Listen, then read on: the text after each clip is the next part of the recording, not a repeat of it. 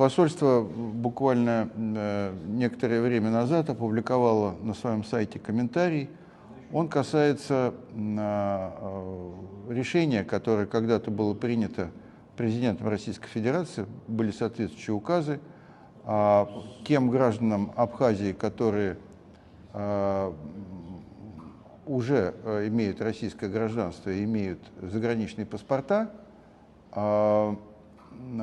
для того, чтобы им было более удобно на территории Российской Федерации получать различные услуги, ну, например, регистрировать транспортные средства.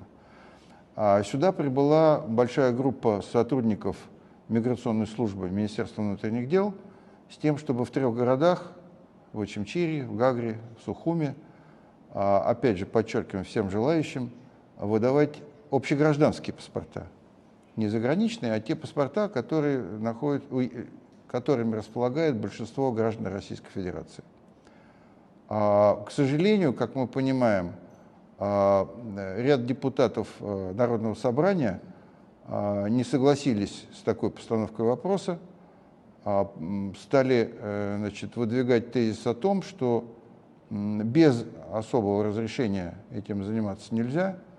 У нас позиция другая. Мы считаем, что для этого существуют все необходимые основания, в том числе ратифицированное Народным собранием соглашение об урегулировании вопросов двойного гражданства. Но учитывая, что этот вопрос приобрел политическое звучание, в Российской Федерации было принято решение отозвать сотрудников миграционной службы. Вместе с ними будут отозваны также сотрудники, которые ранее, как известно, выдавали водительские удостоверения здесь на месте. Вот, собственно, то, что произошло.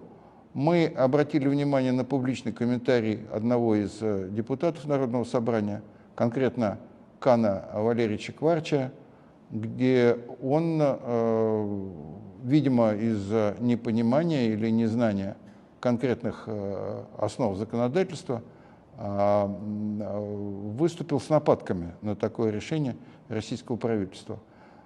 Мы, в свою очередь, в свое время исходили из того, что порядка 190 тысяч граждан Российской Федерации, постоянно проживающих в Абхазии, и из этого количества граждан не все имеют общегражданские паспорта, но, возможно, многие пожелали бы приобрести.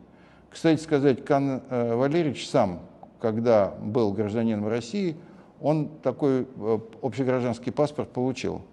В результате, к нашему большому сожалению, остальные граждане Абхазии, которые не успели этим воспользоваться, вынуждены будут теперь ездить на территорию Российской Федерации, и в случае, если у них возникнет желание приобрести общегражданский паспорт, они будут обращаться в территориальные органы Министерства внутренних дел в соответствующих регионах России.